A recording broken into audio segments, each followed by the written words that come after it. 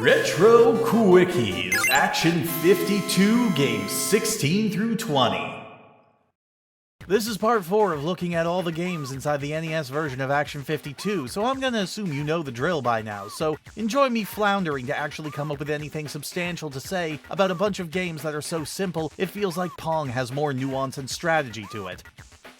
Megalonia! No, that's something else entirely.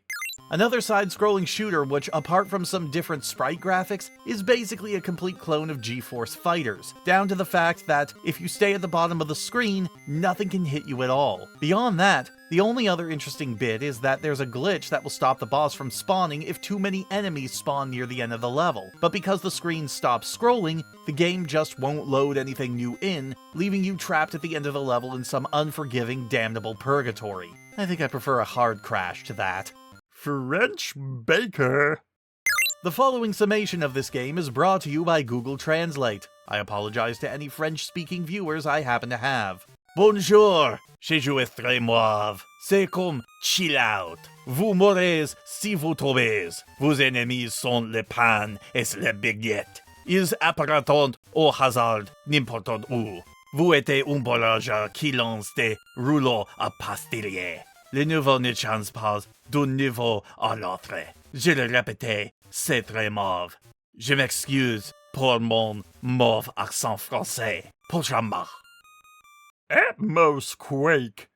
Another vertical space shooter, which is basically a clone of Star Evil, just with slightly better level design, in that it doesn't have an obstacle that kills you right at the start of the level, though it's still pretty boring to fly through. And of course, a majority of each side of the screen is closed off with these walls that you can't get near or you die. And there are also a bunch of little purple mines strewn about that you have to avoid, but apart from that, there's not a whole lot to really talk about here. Least of all being the graphics, with dark blue and green patterns used for the first levels, and the purple grain used on the second, making the game look pretty ugly, all things considered. Couple that with the occasional shooting through enemies, and I'd say at least Star Evil had the decency to kill you off quick, rather than drag it out over minutes. Those are minutes you'll never get back.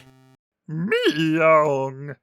Listen, we've already seen that the level and mechanic design are not really high priorities for these games, so what do you think is going to happen when they try to do a puzzle game? A genre that, by design, requires a lot of critical thought and careful planning to make sure that it makes sense to the user. You get one of the most nonsensical games on the entire cartridge. You move across a grid of gray squares and try not to step on any invisible traps, but you have no way of knowing where those traps are unless you stand perfectly still and hope that the game will randomly show you where some of the traps are. But if you stand still for too long, you just explode. There's no real way to know when it will show you where those traps are or how long you have before you explode. While the locations of the traps aren't randomized, it certainly feels like the timer is, and sometimes it just doesn't tell you where the traps are. So unless you've played the game enough to memorize where all the traps are, you're gonna explode. I've heard this one compared with Minesweeper before, and no, that's not at all a good comparison, because Minesweeper has a certain level of logic to it. True, you will always reach a point where you basically have to take a shot in the dark and put your faith in Lady Luck, but until that point, you can at least point to the game and say that this is how it works. Meowng does have actual rules, but those rules are obtuse, and not communicated to the player at all, even in the brief description in the game's manual.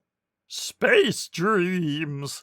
Horizontal space shooter? Absolutely nothing to say, with the only big things to note about this game being the fact that you're playing as a pacifier firing at safety pins and teddy bears, and you can only shoot one star at a time. Well, that's it for this game. And that's it for another video. Sorry for ending on a wet fart like that, but there's only so much you can say about a game like this. But hey, progress is progress, and I'd like to progress on to something different. But I can't, because I started this and by God, I have to finish it at this point.